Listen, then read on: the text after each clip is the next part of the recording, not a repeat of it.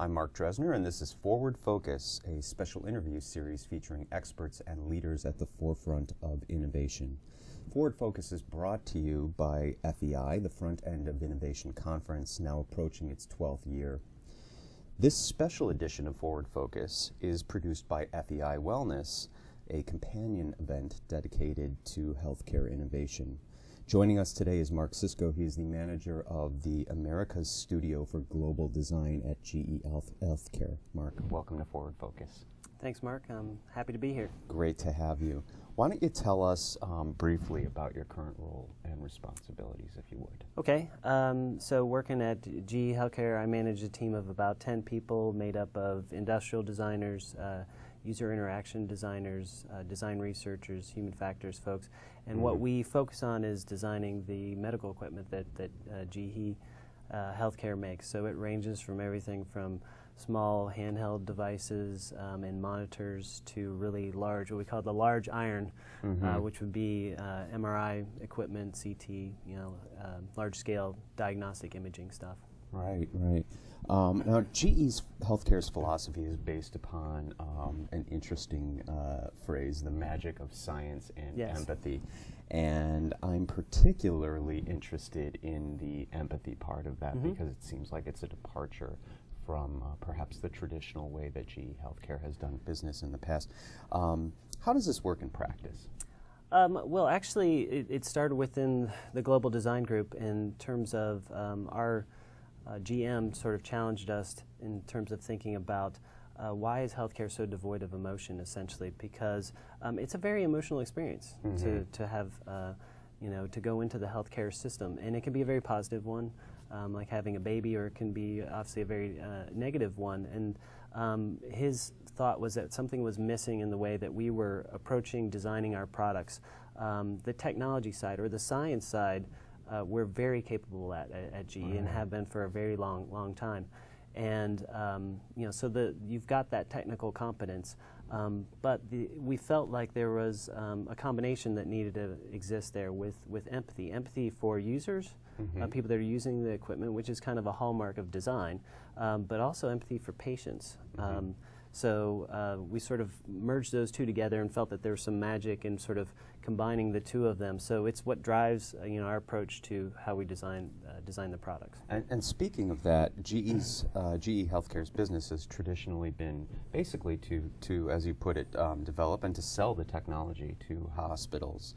But your practice has evolved into something much more based on what you're telling me. Can you tell us a little bit more about that? Well, again, as a design group, focus on designing the equipment has kind of been our mainstay. But the conversation with hospitals and healthcare organizations is kind of shifting. A lot of that, I believe, is due to the Accountable Care Act, where they're actually reimbursements is being tied to their patient satisfaction scores, et cetera. So rather than just hospitals saying, "Hey, we want to buy your equipment because we find it, that it's good value, it's technically competent," they're asking us about patient experience. And so what has sort of emerged is our sales teams are starting to call in a global design team and say, well, you guys seem to focus more on patient experience. It's kind of built into our philosophy. Right. Can you help us with this kind of conversation? So usually where that's a jumping off point, and what we've started to do is run innovation workshops. We call it, we have a name for it, we call it the Menlo Innovation Ecosystem, and the Menlo reference goes back to Thomas Edison, who was the founder of General Electric Company. He had a Menlo Park lab in New Jersey, and so that's where he created a lot of his wonderful inventions. So with the spirit of Edison, we decided to try and approach new ways of innovating, and particularly innovating with customers. So we spent a lot of time accessing, understanding what drives them, and what's important to them as they deliver care to patients. Right. And we co-create together to try and develop solutions that meet their needs. So much more consultative approach than perhaps has been. Yeah, it's actually, it's quite, it's been an interesting journey, and it's been also, for me personally, it's like, it makes it harder for me to find my job, because I could sort of stick to the studio and think about the innovative products we're developing, Right. but now we're talking about solutions that are much broader than just the products themselves. It's the environment they exist in, and the people, that exist in those environments, and how are we supporting them. Right, and the patient experience in general. Yeah, ultimately it gets to the patients. It sounds odd to think about a healthcare system that doesn't really pay as much attention to patients. Obviously, there's a lot of great caregivers out there in hospital networks that ultimately are trying to make people well.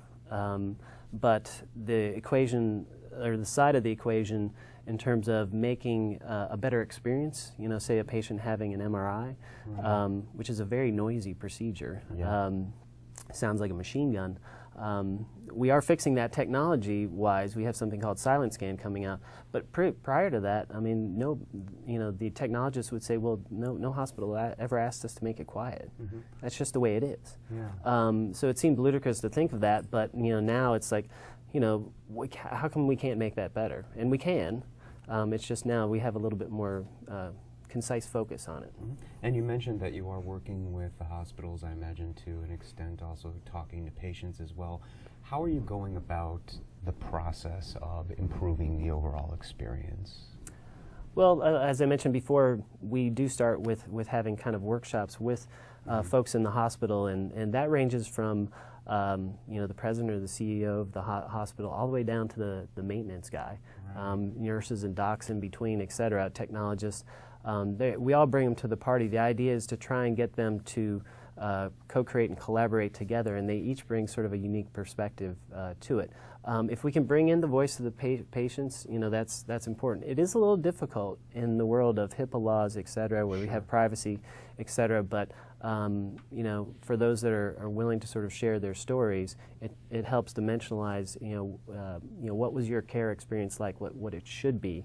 But also, when you work with a team, a diverse team like that, you get to a place where they're all aligned in terms of what is our purpose here, which is kind of a tremendous thing, because if you talk to a nurse on the floor versus the president, they may say different things about what makes the hospital run. And so the idea is to leave your title at the door, come on in, roll up your sleeves, and let's work together on this, and let's define the problem, and then let's try and solve the problem. When we spoke previously, something stuck out to me, and that was you have an exercise you call "Wouldn't It Be Nice?" Could you just tell us briefly about that? Well, as part of those type of workshops, we do this framing of the problem called "Wouldn't It Be Nice?" WIDMEs for short. And the idea is there to frame, sort of a better position. You could spend all day talking about what's negative about something. It's really not very productive. But if you said, wouldn't it be nice, if patients didn't have to wait, which is a big thing now, right? So wouldn't it be nice, if this were more comfortable, if an MRI was less noisy? I mean, they're simple sort of things, but it kind of crystallizes what the problem is. And it's an exercise that everybody does, and they just start throwing them up. And it like a springboard, the first one goes up on the wall on a Post-it, and then another one comes and another one. In a short period of time, you can have hundreds of these ideas. And it's a very positive place to focus on. And one of the things we like to when you look across all that, you can cluster them together and you can find the heat. There's a lot on this particular idea that has some heat to it, so let's work on that. Okay. Yeah. How receptive are the customers to sort of the change in approach that you're going Well, with? it's a leap of faith, to be honest, for them, because it doesn't necessarily sound like there's a really tangible output. If I say, if they come to you and say, sell me an x-ray machine, okay, we got an x-ray machine here. Here's several models, which one meets your needs. We're selling, an innovative approach, Right. There's no promises really about what's going to happen over the course of a few days or a week when we spend it together. So it does require them to have kind of a leap of faith that this is going to be a productive session, that we're going to approach this quite a bit differently, but the success we've had and the output, the comments, feedback we've gotten has all been very, very positive. So, if they're, as one, president of a hospital said to us recently, I handed you the keys and you delivered. So you understand where they're coming from in terms of whether they thought it was going to work or not. this is a little bit redundant, but what's really the impetus for the change in the way that you are engaging clients now in the approach to innovation? Yeah, I mentioned it before. I mean, in my mind, I believe the Accountable Care Act has something to do with it because instead of speccing equipment for a new hospital, they're saying, that's fine, but is there more that you can deliver to us? Because we do have some innovations where we're trying to think about the experience that we're delivering with our equipment. We have something called the Pediatric Adventure Series. We have, for MR, we have something called the Caring Suite, which really kind of changes the environment and tries to create a better experience. But they're like, can I go from there and do more? So, and I can only assume that it's related to, we're now measuring ourselves. Our reimbursement, our bottom line is going to be affected by the Accountable Care Act, so we have to deliver. We have to differentiate from competing hospitals, and we have to deliver a better experience. Right. Now, you mentioned that pediatric approach, which I think is a really neat approach. Can you tell our audience a little bit about that? Sure. One of my designers had, a few years back, had just completed his design of a beautiful MRI machine, and he was so proud of it, and he went to one of the first installs in a hospital. After he was doing that, he was so excited, but he stepped out in the hallway, and he saw a small child in the hall crying, and the family, or the mother and dad, were around this child, and he could see that this child was afraid of the exam, and the kind of anxiety and the stress that put on the child as well as the parents, and he just felt like a failure. And he was just like, here I'm proud of this giant piece of machinery, but I'm not really delivering better care. So with that inspiration in mind, he started to think about, well, what can I do to sort of lower the anxiety for children that have to go through these kind of scary exams. So staying true to that, started generating ideas that are focused around turning diagnostic imaging into a story.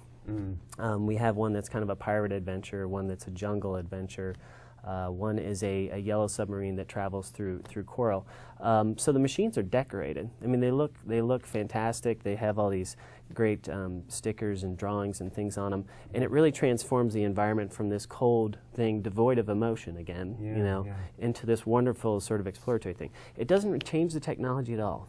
Right. I mean, we're working on things like silent scan, et cetera, but the idea was to kind of change the context of the exam and tell a story, immerse the child into an adventure, thereby lowering their anxiety. And the hope is that we lower sedation rates, because oftentimes, and this happened to my own son, they see the equipment, they're scared, they don't want to go into it, and they need to hold still oftentimes for quite a long period of time. So if they won't do that, they get sedated. And every time you sedate a child, it's not necessarily the best thing for them. It's not the best thing for the family, and it takes longer.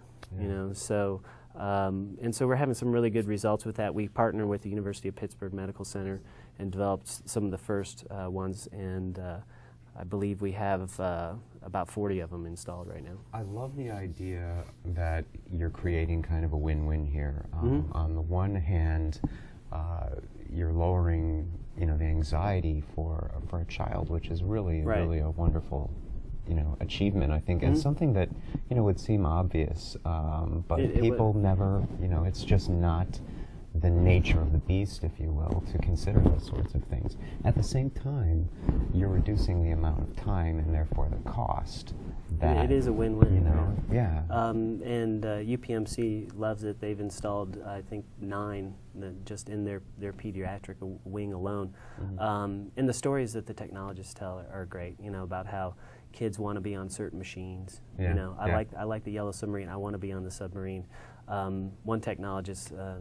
Unfortunately, his son had to come in, and then, having gone through the exam, asked if they could have one at home, which you would never hear a kid say, "Hey, I want a CT or an MRI machine at home." No. So it's really those stories that we hear. I mean, we wanted to create stories. The stories we hear, the technologists, they love working in these environments because they used to be part of a kind of a stressful day for these families, and now they're not. Sure. Yeah. I can't think of a better measure of success than a kid wanting to have an MRI machine. I don't think we ever would have anticipated hearing that, but it fits well within our philosophy, the empathy part, and so that's what we're trying to do. And not all solutions require technology. Sometimes you just have to have that empathy, a little bit of inspiration, and you can create something wonderful. When we the whole concept of really thinking about the patient experience from the parking lot throughout to the point where they're released for the day, if it's a day trip or what have you. When we were talking, you said something to me that really stuck out to me, and I think it's very simple because not all of these solutions have to be, require a great deal of grandiose work to put into them. Sometimes they're very straightforward.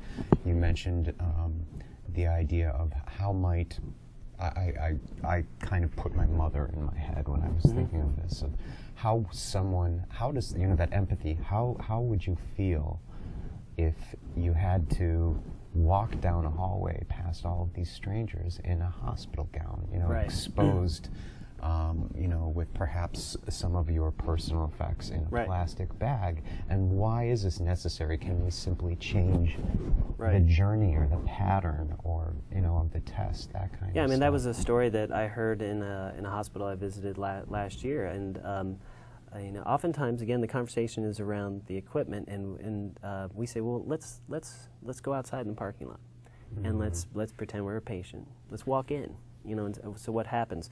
And oftentimes you see things sort of fall apart right when you walk in the door. The sort of the difficulty, the annoyance of trying to register, the waiting, being moved to another place where you need to wait.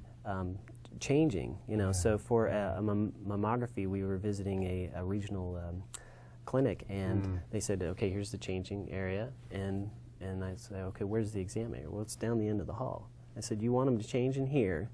And then they literally had to put their personal effects into a clear plastic bag, walk by a waiting room. It was probably about 40 feet down the hall, but imagine that walk as a patient, and really what you're trying to get there is a tremendous amount of privacy, and it's just been completely obliterated. These are just simple things in terms of how they laid out the clinic, and they probably laid it out in a very logical way. Okay, all the power is coming up over here. We're going to put the exam room right here. The radiology room's right next door. And so we'll just put the waiting room and the changing room down on the other end. And you need to think about those things in terms of what that end-to-end experience is going to be, all the way from the moment you walk in till you're back out in the parking lot. And oftentimes it's just not considered. And it's a pretty big sea change. One thing that, since you mentioned mammography, because I don't know many women that look forward to going to getting a mammogram. But even the experience, the sensory part, you mentioned, I think, when we last spoke, that they can adjust the environment around them when they're getting the mammogram. Yeah. So that was another innovation that one of our designers, actually in our France studio, came up with.